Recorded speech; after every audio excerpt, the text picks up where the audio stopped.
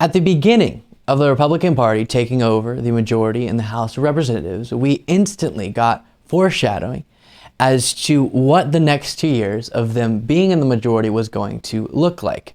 The speakership debacle. And it showed what the mayhem and the disorganized, unserious nature of the Republican Party that we were going to see for the following 2 years that we are now in. And so we're getting another example of that was kind of expected over the debt ceiling situation. Of course, the debt ceiling pretty much needs to be raised so that the United States can follow through on its financial obligations.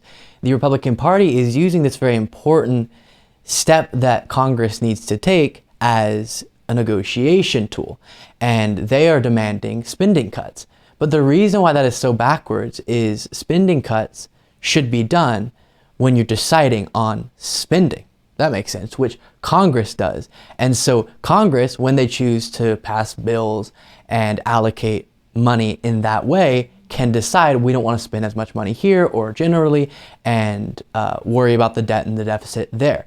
But using their authority in this situation to hold up the debt ceiling process, to demand those spending cuts, is not only playing with fire because of the devastating outcome that could come of us not raising the debt ceiling, and we'll look at more on that in a second, but also because that's not even the time that that discussion should be relevant, because you've already decided on that spending when Congress passed the bills that allocated that money.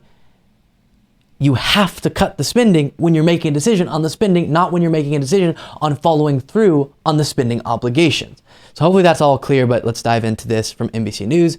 The Republican-controlled House has planted the seeds for a debt ceiling showdown, with Speaker Kevin McCarthy endorsing a push by his hardliners to demand spending cuts as a part of any extension of the country's borrowing authority. The political divide is deep and the stakes are high.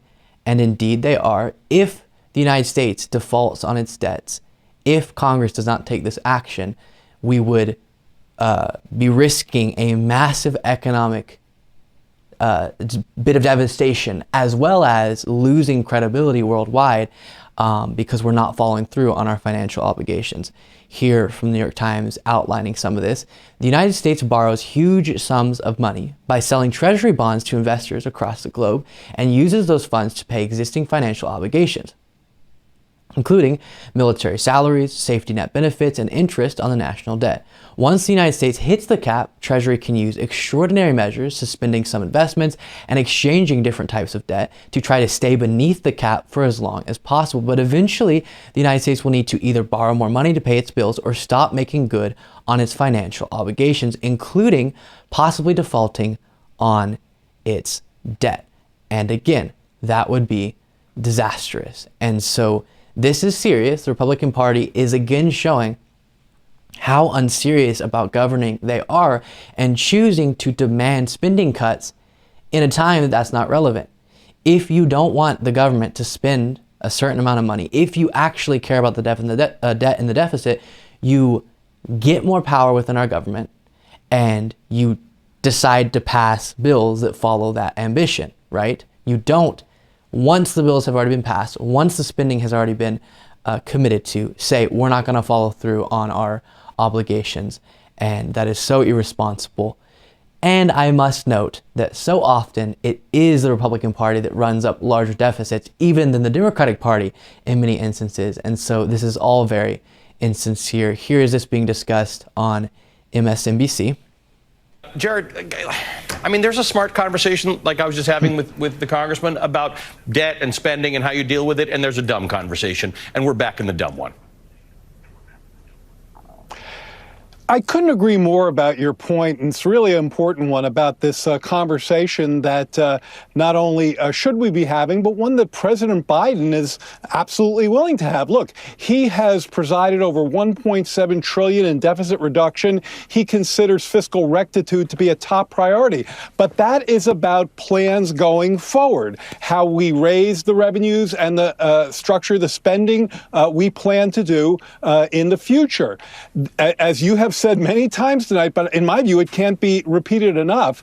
When you're talking about the debt ceiling, raising the debt ceiling, you're talking about meeting spending obligations that Congress and the president have already agreed to. Okay, this is exactly, and you've said it, it's exactly analogous to paying your mortgage. Okay, you bought your house, you got to pay your mortgage. Now, by the way, on this prioritization, and we'll stop it there, but good analysis for sure. So this is what you get when you put very unserious people into office. And I wish that the American people generally will stop choosing these individuals. And I'm not just saying, oh, you have to only pick progressive candidates that I absolutely love. Everyone else is horrible. No.